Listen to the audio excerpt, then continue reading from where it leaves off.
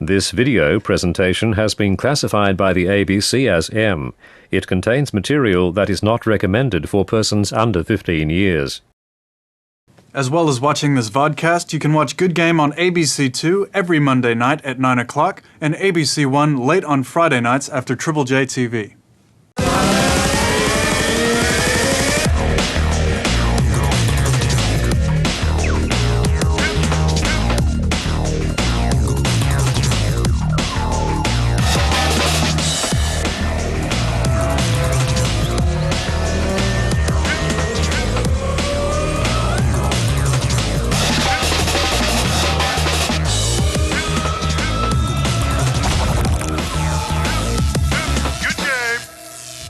Hello and welcome to Good Game, the show for gamers, by gamers. I'm Junglist. And I'm Barjo. Well, it's been a long time coming, but finally we get our hands on the cooperative PS3 shooter, Haze. From the makers of Colin McRae Dirt comes Race Driver Grid. It's moving the racing action from off-road onto the track. Lux looks at the healing properties of gaming. His attitude changed a lot from cranky mood into happy mood. And we look at game piracy. It's on the rise and being blamed for spiraling costs and even the complete failure of some games. So what's the industry doing about it? And we take a look at the games coming out during the break. Break? Yeah, man, I gotta get some sleep before I go to E3. Oh, can you feed my cat, Misty? There is no way I'm going near your freaky one-eyed cat. I want to go to E3 too. Oh, I tried to get you an invite, dude, but they have this new rule about facial hair and... Sigh. Anyway, retro game. Guess it, go!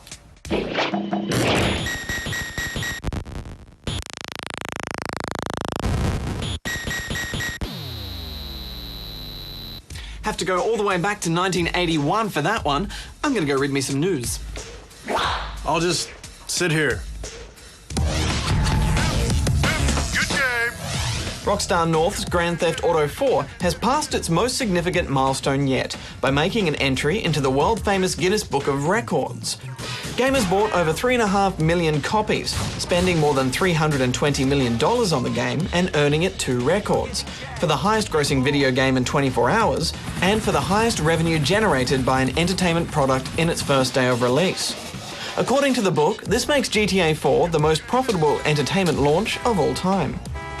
Creator of the Ninja Gaiden series, Tomonobu Itagaki, has shocked the gaming world with the announcement that Ninja Gaiden 2 may be the last game in the series. Speaking with blog news site Kotaku, Itagaki stated that he felt he had accomplished everything he had aimed for with Ninja Gaiden 2 and that he's not planning to make any more games in the series, and that he hopes that fans of the series will treat the sequel as the franchise's swan song. When asked what he would like to do instead of the Ninja Gaiden series, Itagaki revealed that he would like to make a game set in World War II. Ninja Gaiden 2 is due out in early June. Good game! Colin McRae's Dirt was a really great game. It combined simple, fast fun with rally racing realism. Now, Codemasters are gearing up for their next title, Race Driver Grid, and the two have more in common than 4 capital letters. Grid is using an evolved version of their new racing engine, bringing the action from the dirt track to the street.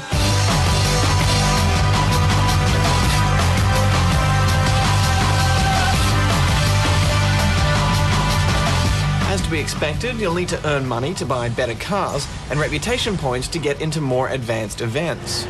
Making it harder on yourself will earn you more reputation points. You can turn off driver assists, stick to one camera view, and even just drive manually.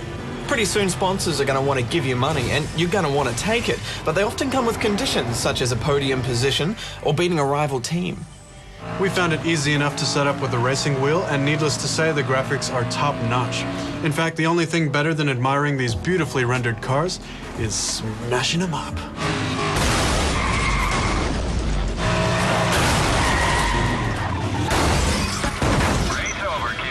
Other races are still on set paths, but they won't hold back from knocking you around. And likewise, if you think someone's a threat, you can put them out of commission. In fact, you're encouraged to. This guy's at the top of the table. You need to do something about that. Very little emphasis here was placed on the handling differences between the different cars. And simulation fans will be further frustrated when they learn that there's no options to tune your car. Their punishment could be a little more realistic as well, but then I suppose you wouldn't get away with the bumps and grinds that come with overtaking 3 cars in one turn, and that can be pretty fun. That's not to say it's an easy game, and to say there's more cosmetic options than practical ones is an understatement. It's trying to be a non-serious game, but it's actually kind of hard to finish first. Yeah, sometimes when you're up against the top racing teams, you're actually advised to aim for a lower position. Say what you want about the punishment system being too lenient, but if you do spin out, you'll fall back to last place with very little chance of coming back. I also giggled maniacally, however, when I found out you don't have to pay for car damage. I too giggled, Badge, but for me it was the camera. Tight turns will tilt the camera a little off-center, bumps will give it a little shake, and cinematic angles let you feel the full impact of crashes. It's like every little bump and scrape is given flavor. I know a lot about bumps in a racing game, Jung. Scrapes too. And if you do find yourself in a bad way, you can actually rewind and play back the crash as many times as you want. When you're done enjoying the carnage, you can rewind to a place where you feel comfortable and actually resume the race from that point. You get more reputation for not using this feature, but didn't stop me. I would have liked to have seen a rear-view mirror, but all round I think the camera really makes this game. You can take the action online as well, but there's a huge omission here, Badge, and that is the lack of split-screen multiplayer. There's LAN too, but that really only benefits PC users. This is exactly the kind of game where you'd want to have some crazy crashes with your mates sitting right next to you, and you can't. What were you thinking? Final thoughts? In a world of simulation racers and silly fun racers, you can't please everyone. Well, Grid compromised, and while arcade racers will get frustrated with the difficulty, realism racers will definitely get frustrated with the lack of options and handling. Which leads me to believe that while Grid is a game everyone can enjoy, few will make it their racer of choice. I'm giving it 6 out of 10 rubber chickens. Badge? Yeah, if you're after realism, I'd have to recommend something like R Factor or Forza 2. But here the camera work stylizes and romanticizes the cars, and that's what fans want. I'm giving it 8 out of 10 rubber chickens. Race Driver Grid comes out for the PS3, 360, and PC. We reviewed the PS3 version. Coming up later in the show, Haze. But first, Lux takes a look at the healing properties of gaming. Good game. Gamers have long suspected there's more to video games than just fun. And now it seems that medical professionals are starting to agree with them, as increasing amounts of research show that video games can actually aid in the recovery of sick and injured people.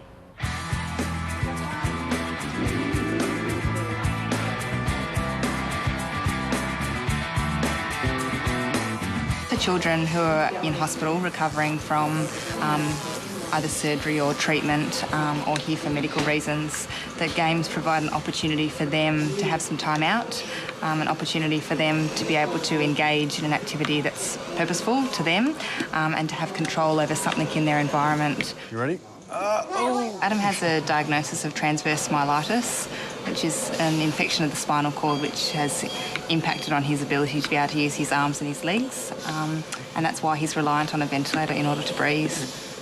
Adam relies a lot on his head and his neck in order to move. He has very limited movements of his arms, so we've had to find activities that he's able to do by using his head and his neck. And so one of those is obviously him being able to use the mouse stick. But Adam actually taught himself how to use the controller in order to play video games. I talk. And you can talk, yes. One day I came in after, I think I was on holidays, wasn't I? Yeah, okay. Yep, and you were sitting... I came back and he said, I've got a surprise for you. And he was sitting up in his wheelchair using the controller with his mouse stick. And what's your favourite game? Boxing. The boxing one? Yeah. And you like the WWE? Plays WWF. Ah, yeah, the old school. Mouse stick is about learning. You do a lot of things with a mouse stick. Where I can type. And you like write sometimes. Play with it. So that I can press the buttons. What did you do before the mouse stick? Before. Not a whole lot. No. So it's changed your life pretty much. Yeah, it's got everything good. Yeah. I can play. Well,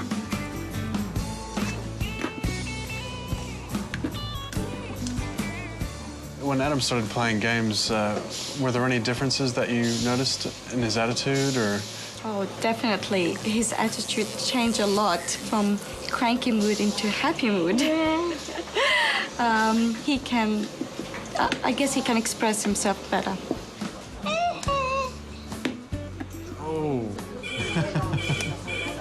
We use games with Adam as motivation. So today, for example, he's standing on his standing frame, which is his tilt table, which is a really important activity for him. It's not something for your legs, yep, and it's not something that he particularly enjoys, but he has to do it every day. So now the reward is, while he's standing, he gets to play his games. Okay. So now he wants to stand all the time, yeah? Yes. It's certainly easier to motivate him. Do you have anything you'd like to say to a game developer? What would be really good for you and Adam? I mean, I guess for children who have physical limitations, that we're always looking for ways that they're able to participate in age-appropriate fun activities and play. And so in terms of games, things that have got easy access, different ways of using controls. Some children use eye gaze in order to communicate. So things that operate on either eye blink or eye gaze would be fantastic things to have available.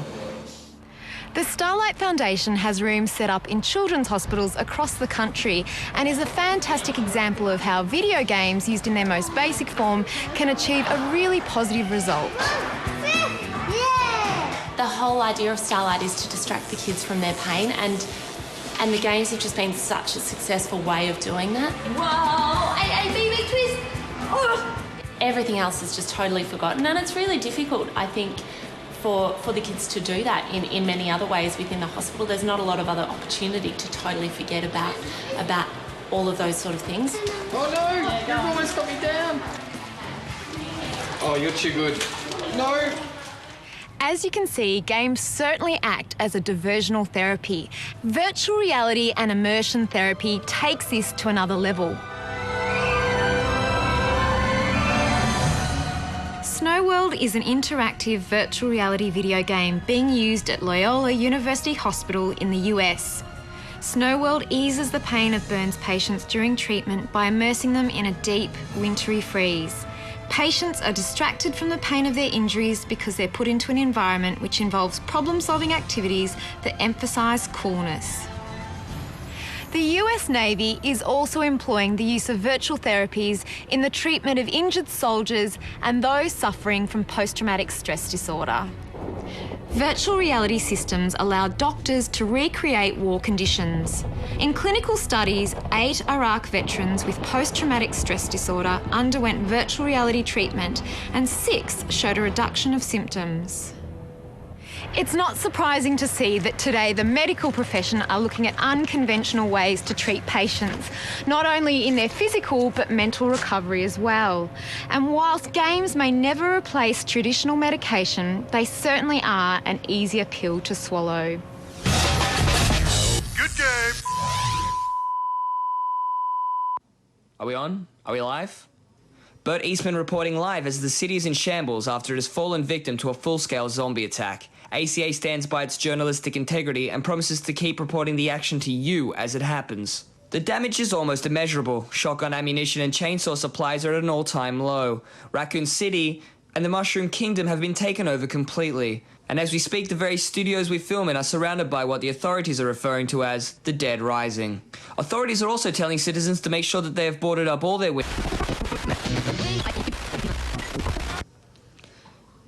I've just received word that the zombies have broken through the studio's defenses.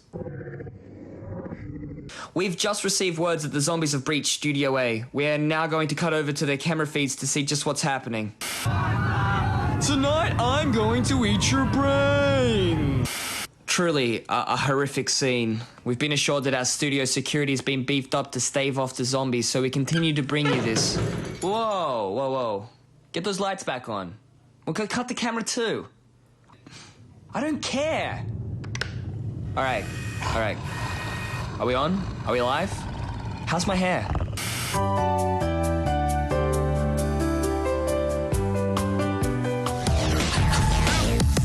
Good game. It's no secret that Good Game loves pirates, but these days, piracy isn't all swashbuckling adventure on the high seas. Today's pirates are more likely to be looting and pillaging from the comfort of their bedroom than from a Spanish galleon. And they aren't after golden doubloons either. They're pirating video games.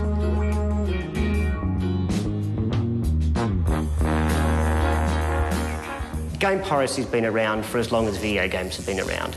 It started with the audio cassette in the old days with the Amstrads, and it still exists today. Another form of copying is peer-to-peer download, so putting it on a net or on a server and allowing it to be downloaded by somebody else. So whether you're sharing that over the internet or on a hard copy on a disc, both are piracy. Video game piracy is a concern to us, and we monitor it in a couple of ways. We monitor it from a policy point of view, so talking to government about intellectual property protection and copyright protection, and secondly from an enforcement point of view. PricewaterhouseCoopers is a professional services firm, and I'm one of the leaders of what we call the forensic services part of the firm. So we prevent, detect and investigate economic crimes, basically, and piracy being one of those. Our focus is on the larger distributors of pirate games. Having said that, whether you distribute and sell one pirate game or hundreds of pirate games, it's still a crime. If a pirate is actually prosecuted and found guilty, there are fines that can be imposed and even jail terms. On the civil side as well, they can be effectively sued for losses, which can involve them requiring that their assets be seized and so on and so forth. Despite the risk of fines or even imprisonment, game piracy is still on the rise. Each year, the local industry is estimated to lose $100 million to illegal copying and downloads. That's about 10% of our industry's total worth. But if there's so much at risk with game piracy, why do people do it? I've been copying games since the very first computer PC I ever owned. And the first game that I ever copied, I don't know where it came from, but it was the Teenage Mutant Ninja Turtles monochrome. As I've sort of grown older and sort of gotten, a bit more morals, if I like a game, if I really enjoy a game, I'll go out and I'll pay for it. But if I'm just going out to try a game, I'll download it from various sources and try it. And most of the time I don't enjoy it. I play for a day and that's it, and move on to the next one. I think people do it because it's free. Particularly if we look at peer-to-peer, people are used to going on the internet, and everything on the internet is free. The music's free, movies are free, so they assume that games should be free as well. And because it's so simple and it's seen to be a victimless crime, that there seems to be no reason not to do it. Games piracy is not a victimless crime. When you sort of analyse who's actually losing when it comes to games piracy, you can start with the retailers, and in particular, interestingly enough, it's the smaller retailers. Then it goes to the games developers, and there's plenty of good Australian games developers as well, who aren't getting the return on the investment that they've put into actually making a good game. 2K Australia are among our most talented and successful local games developers, but even with chart-topping games like BioShock under their belts, they're still feeling the effects of piracy. There was this great experience we had when we released a game called Freedom Force vs. Third Reich, and on the forums this guy posted, said, "Great game, guys, great game. I just downloaded it." It's and we were kind of laughing about it because that's all you can do, and it hurts. It really hurts us because our ability to continue to make new and different and exciting games is directly underpinned by the commercial realities of the business. BioShock was a bestseller, but it was also one of the most pirated games of last year. How does that impact you as a developer? The game generates less money, and it means that we have to take less risks because, as a general rule of thumb, as the industry gets bigger, as these games become exponentially more expensive, there is a downward pressure on the creative process because there are so many people whose jobs are on the line if the game doesn't succeed. So the simple metric in my mind is that the more piracy that exists, the less original and interesting games you're going to get, and the more rip-off RTS and FPSs you're going to get. So can there ever be a solution to game piracy? I don't think there's a solution to game piracy. I think what we need to do is ensure that we keep it under control as best we can, but so long as the media is freely available and the desire to pirate games is around, I don't think we'll ever squash it. I think there can be a solution to games piracy. I think there are technological anti-piracy measures, obviously, in games these days. There's no doubt in my mind that those technological measures are getting better. I think they will help to reduce piracy. They currently are helping to reduce piracy, but I think that will continue in the future. It's very clear to me that there isn't really a defence for piracy, but we have to, as an industry, we have to be practical about it. And I feel very strongly that what we have to do is give people a reason to stay online, to keep their copy of the game. We've got to think about how you can incentivize people to have legitimate copies. I'm sorry if I ended up taking some money away from Aussie developers, but make your games longer, make them replayable, make me want to pay for them, and I'll pay. As usual, we're keen to hear your thoughts. What's your take on game piracy? Do you consider it theft? What can the industry do to make sure you don't go to the dark side? The forums await you. Did you actually want to do that whole thing in a pirate costume? I did, Jung, but for some reason pirate outfits make people nervous. Now on to the next task for the Good Game game project, Office Wars. We need your suggestions on items that you can collect around the office to give you an edge. This is just a game badge, right? Not real life? Yeah, I know. The Office Wars project will be carrying on throughout the break, so make sure you check the forums regularly to cast your vote. This week we need your decision on what practical jokes you can pull on your fellow employees to keep you one step ahead of the pack. And when we return in August, we'll be following Zach, the winner of our first mentorship, as he starts to begin his work on Office Wars. Don't forget, there's also gaming goodies up for grabs and a second mentorship. If you've ever wanted to dress like a bee with a shotgun, your time has come in the split-screen cooperative shooter for the PlayStation 3, Haze. You are the super soldier Shane Carpenter, and your mission is to take out Skin Coat, an enemy of the military that wears the skins of his captives, or so you're told.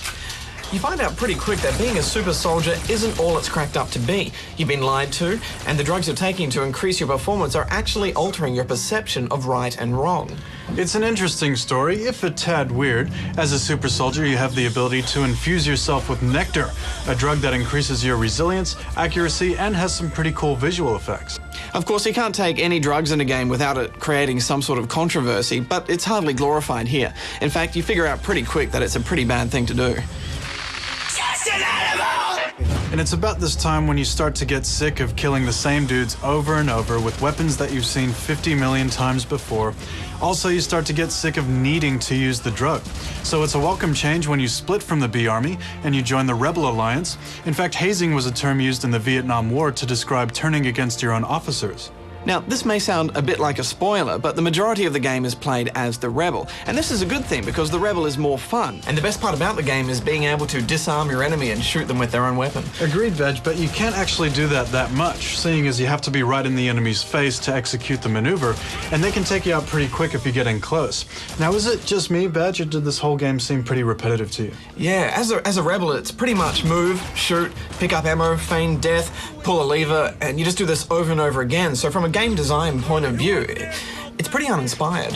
Early on, the Rebel cutscenes put me in mind of Half-Life, and the dialogue was interesting, but there just wasn't really enough to make me sit up and say wow after the first 3 missions. I think the fact that you always feel like you're shooting the same enemies with the same weapons throughout the whole game is the main reason to this. You've got a simple compass and flares mark your path, but you start to wonder who put those flares there for you. It's magic, John. Magic is your excuse for everything, Badge. No, Haze just doesn't have the same direction that other linear FPSs have. It's true, COD 4 and Bioshock just had such a great way of twisting the action and keeping the story interesting. And the hook with Haze is that you need to take these drugs to give yourself an enhanced ability. Well, Bioshock had that too. Yeah, true, so not even that's really that original, and in the end, it's not that much fun anyway. On the upside, you can do this in 2-player co-op, 4-player online, and you can jump in at any time, which is a great feature. But in Deathmatch, they've tried to go for a rock, paper, scissors scenario, and it means that as a B soldier, you're much more overpowered in the darker levels because you can see where all the enemies are. But as a Rebel, you can feign death whenever you like, and it even shows a picture on the HUD saying that, you've been killed. It's almost like both sides have too much power at times, and it gets a little unfair. There are vehicles in single and multiplayer, and it's then that you start to feel a bit like this is borrowing from Halo, but it borrows the idea and not the implementation. So whereas in Halo it's really fun to get on vehicles and spin around and drive around with your friends, here it's much easier just to get off the car and walk. We think this comes from the handling as well as the camera being locked on the same axis as you turn, so it really just feels like you're running fast but with less control. We are making a lot of negative comments here, Jung, but it's not that Haze is a bad game, it's all a bit meh. The developers, Free Radical, are responsible for the Time Splitter series, which was awesome at pushing the hardware for last-gen console. It's a shame that their ingenuity didn't spill over into next-gen. Yeah, I agree, Badge. It's not really a bad game, and there's an interesting story, but there's really just nothing to wow you here, and certain parts of the game, like traps and vehicles, just felt tacked on to me. I'm giving it 6 out of 10 rubber chickens. If they just mixed up the enemies a bit more and maybe had some different weapons, it would have been a really cool game, but as it stands, it's all just a little bit uninteresting. I'm giving it 6.5 out of 10 rubber chickens. Good game! So gamers, did you guess the game for this week? Colony 7 was released in arcades in 1981 by Taito and combined 2 of the most popular games of its day, Space Invaders and Missile Command. Well, that's our last show for a few weeks, and we'll be back in August. What's your pick of games coming out over the break? I'm hanging out for Lego Indie, Jung. I was a big fan of the movies, and Lego games always seem to follow the story pretty closely. Fun with a mate as well. I'm really waiting for Ninja Gaiden 2. The first one was so hard. I'm keen to see if they make it accessible whilst keeping the challenge of it. Plus, swords on chains. You know I love me some survival horror, Jung, and with no sign of Resident Evil 5 on the horizon, I'm hanging out for Alone in the Dark, but I'm always a little skeptical when a game comes out on almost every platform at once. I'm also really looking forward to Age of Conan, which is based on the original Robert E. Howard novels. We've been smashing the beta, and we can say that basic combat is pretty unique, with left, right, vertical attacks and blocks, mounted combat, and quest-based crafting. With some great writing behind it and an infinite world of evil sorcery to fight, this one's looking extremely promising. It's very much an adult's game though, Badge, and certainly playing on a few male fantasies. And Super Smash Bros. Brawl. It's been a painful wait for us Aussies to get our hands on this Nintendo mascot mashup, and it's already been so successful overseas. Thanks to everyone for watching, and the forums are still open, so keep your ideas flowing for the Good Game game. Good luck to everyone in the Call of Duty 4 exhibition bracket as well. Until next time, gamers, take care, see you in August. Barjo out. Junglist out.